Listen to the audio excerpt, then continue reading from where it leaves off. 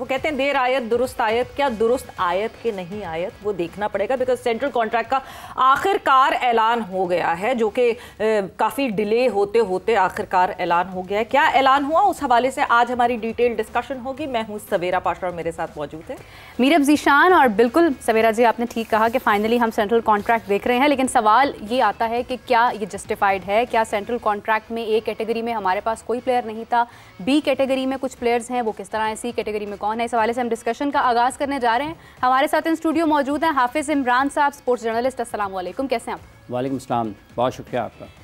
इन्हीं के साथ हमें ज्वाइन किया है वीडियो लिंक पर शाहिद हाशमी साहब, स्पोर्ट्स जर्नलिस्ट। अस्सलाम वालेकुम, कैसे हैं आप? वालेकुम सलाम, अल्हम्दुलिल्लाह।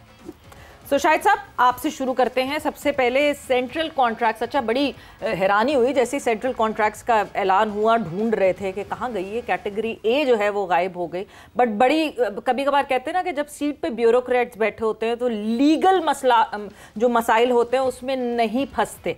सो वो लीगल मसाइल से बचने के लिए कैटेगरी ए को ओमिट ही कर दिया गया बिल्कुल, और कैटेगरी बी से शुरुआत की। आप सेटिस्फाइड हैं इन सेंट्रल कॉन्ट्रैक्ट्स से? मेरा ख्याल है पहली दफ़ा पाकिस्तान क्रिकेट बोर्ड ने एडमिट किया है कि हमारे पास ऐसा क्वालिटी का कोई प्लेयर नहीं है जिसको हम एक कैटेगरी में रख सकें, और ये अक्कास है इस वक्त पाकिस्तान की क्रिकेट की जो सिचुएशन है उसकी अक्कास है। चाहे आप टेस्ट मैच ले लें, चाहे आप ओडीआई क्रिकेट ले लें, चाहे आप T20 क्रिकेट ले लें, तो ये अक्कास है। ऑल्दो इसमें 50% अगर प्लेयर्स का कसूर है, उनकी परफॉर्मेंस का कसूर है, तो 50% सिलेक्शन कमेटीज़ का भी कसूर है। ओवर द ईयर्स जितनी चॉपिंग एंड चेंजिंग हुई है, बहुत से प्लेयर हमारे अभी भी तीनों फॉर्मेट खेल सकते हैं, तीनों फॉर्मेट खेलकर वो एक कैटेगरी भी ले सकते हैं। लेकिन हमारी क्रिकेट में जो रिवायात हैं कि हम चॉपिंग एंड चेंजेस करते हैं, हम किसी की नहीं सुनते, हमारे प्लेयर्स अपने आप को इम्प्रूव करने के लिए तैयार भी नहीं है। तो अक्कास है इस वक्त जो पाकिस्तान की क्रिकेट की सिचुएशन है, और एक तरह से वार्निंग भी है, एक तरह से मैसेज भी है प्लेयर्स को कि अगर आप इम्प्रूव नहीं करेंगे तो फिर एक कैटेगरी में नहीं आएंगे। बिल्कुल सही। हाफिज साहब, अगर हम बी कैटेगरी की बात करते हैं तो देखा जाए शादाब खान आपके ख्याल के मुताबिक ठीक है बी कैटेगरी में? देखिए जी, बात ये है कि ये कैटेगरीज जो हैं इसके ऊपर सारे पाकिस्तान में बहस मुबाहिसा हो रहा है, लेकिन असल बात जो है वो कुछ और है। वो ये है कि जिन लोगों ने खिलाड़ियों की ये कैटेगरीज बदली हैं, बाबर आज़म, रिजवान, शाहीन, ये जितने भी लोग हैं, खिलाड़ियों को तो 10-10, 15-15 लाख रुपए ए से बी में आके उनको तो माली तौर पर आपने ख़राब कारकर्दगी की बुनियाद पर उनको सज़ा दे दी है, या आपने उनका एहतसाब किया है, वो ठीक है, होना चाहिए। लेकिन क्या ये सिर्फ़ और सिर्फ खिलाड़ियों के ऊपर ही होना है? 50-50 लाख आपने जिन लोगों को देते रहे हैं, क्या उनको उनका एहतसाब कौन करेगा? और फिर ये जो अगर जिस तरह से अभी पाकिस्तान क्रिकेट की जो हालत है, ये ए कैटेगरी ख़त्म कर दी है, इसका मतलब ये आपने ऐलान कर दिया है कि हम बी कैटेगरी की टीम है। ठीक है, और ये जिन लोगों की वजह से बी टीम बनी है पाकिस्तान की, उनका एहतसाब कौन करेगा? क्या उनकी तनख्वाहों में भी मराहत में कोई कमी हुई है या नहीं हुई है?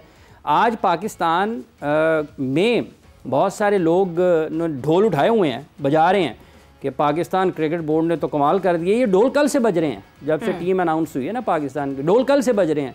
वो ये तो फैसला कोई कर ही नहीं सकता पाकिस्तान में कि इतने बड़े बड़े खिलाड़ियों के साथ ऐसे कर दिया जाए। मेरा ख्याल है उन्होंने क्रिकेट इससे पहले देखी नहीं है। उन्होंने मैं शोएब अख्तर का नाम नहीं सुना, उन्होंने जावेद मियांदाद का भी नाम नहीं सुना। पर हाफिज वो सोशल मीडिया का दौर नहीं था। नहीं ना हो। वो उस वक्त जिस तरह बैकलैश मैं उन लोगों की बात ही नहीं कर रहा मैडम। हमने क्या मैडम, मैं उनकी बात ही नहीं कर रहा। अभी देखा मोहम्मद वसीम बात ही नहीं कर रहा। सिलेक्टर थे, एक टीम अनाउंस होती है, सोशल मीडिया के प्रेशर के बाद पूरी टीम बदल दी जाती है। तो ये जो सोशल मीडिया का प्रेशर था, ये तो पाकिस्तान क्रिकेट बोर्ड को खा गया था बिल्कुल।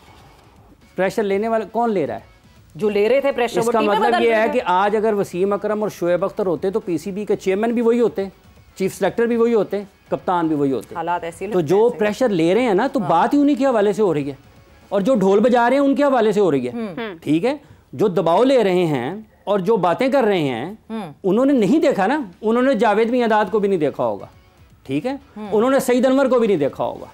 ठीक है, उन्होंने और भी पाकिस्तान के नुमाया क्रिकेटर्स को नहीं देखा होगा कि ये भी लोग ड्रॉप होते रहे हैं। उन्होंने इंजमाम को भी नहीं देखा होगा, उन्होंने ये भी नहीं देखा होगा कि 2003 के बाद जब पाकिस्तान की टीम वर्ल्ड कप से वापस आई है ना, तो 8 सरकर्दा खिलाड़ियों को ड्रॉप कर दिया था पाकिस्तान ने। 8 सरकर्दा खिलाड़ियों को, 8, उनके नाम उठाकर देखें, पाकिस्तान की क्रिकेट की तारीख के सारे रन्स और विकेटें जो है ना उन्हीं 8 खिलाड़ियों में आपको नजर आती हैं। बिल्कुल। तो जो लोग पाकिस्तान क्रिकेट के फैसले कर रहे हैं और जो लोग पाकिस्तान क्रिकेट का नक्शा दुनिया को बता रहे हैं ना, वो दोनों बददियानती कर रहे हैं, वो दोनों मसलहतों का शिकार हैं, वो दोनों समझौते का शिकार हैं। ठीक है, वगरना ये कोई आपका काम, मीडिया का कभी ये काम नहीं होता कि जो कोई गलत कर रहा है आप उसकी गलती की दलील किसी और गलती के साथ दिखाना शुरू कर दें। जी उसने भी किया था तो ये भी कर रहा है, ये काम नहीं होता।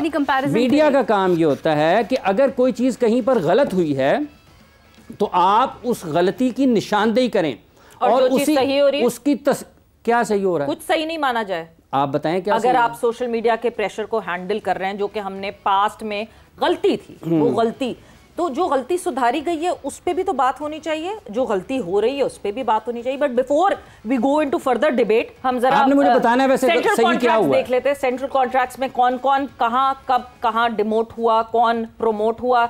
सबसे पहले हम बी कैटेगरी की बात करते हैं, बिकॉज ए कैटेगरी तो है ही नहीं। बाबर आजम और मोहम्मद रिजवान सिर्फ ए कैटेगरी में थे पिछली दफा और उनको डिमोट करके कैटेगरी बी में लाए गए हैं। शाहीन शाह अफरीदी बी में ही थे, बी में ही मौजूद है। अबरार, साइम अयूब, सलमान अली आगा, शादाब खान, हारिस रऊफ, ये कैटेगरी सी से कैटेगरी बी में आए हैं। शादाब और हारिस रऊफ क्यों आए हैं ये हम पूछेंगे अभी, क्योंकि कारकर्दगी के बेसिस पे बनाया गया है।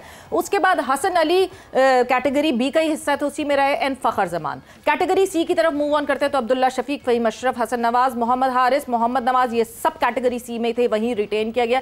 नसीम शाह को डिमोट किया गया कैटेगरी बी से कैटेगरी सी में।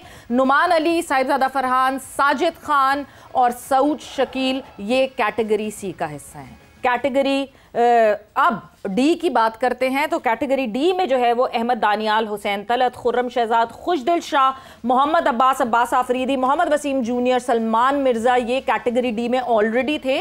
शान मसूद को डिमोट किया गया and Shan Masood comes into category D, जिस तरह की परफॉर्मेंस रही। बट के डिबेटेबल ये है कि हाँ जी टेस्ट का कप्तान है और बहुत सारी डिबेट्स इस पर भी हो रही हैं। सुफियान मुकीम भी कैटेगरी डी का हिस्सा है और उनको वहीं रिटेन किया गया। फिर एक लिस्ट ये आती है और मैं शायद साहब आपकी इस पे अटेंशन चाहूंगी, इस लिस्ट पे, जो कि ड्रॉप हो गए, जो कि पिछली दफ़ा सेंट्रल कॉन्ट्रैक्ट का हिस्सा बने थे और इस दफ़ा सेंट्रल कॉन्ट्रैक्ट से बाहर हो गए। आमिर जमाल, हसीबुल्ला, कामरान गुलाम, मीर हमजा, मोहम्मद अली, मोहम्मद हुरैरा, इरफान खान नियाजी एंड उस्मान खान से ही सबसे पहले शुरू कर लेते हैं शायद साहब, क्योंकि जिस वक्त उस्मान खान ने जो है वो यूएई का कॉन्ट्रैक्ट छोड़ा था, उसी वक्त बहुत सारे समझदार लोगों ने कहा था कि ये बहुत बड़ी गलती कर रहे हैं कि इनके वादों पे छोड़ छाड़ के सब आ रहे हैं। And now you see Usman Khan nowhere. जी शायद साहब।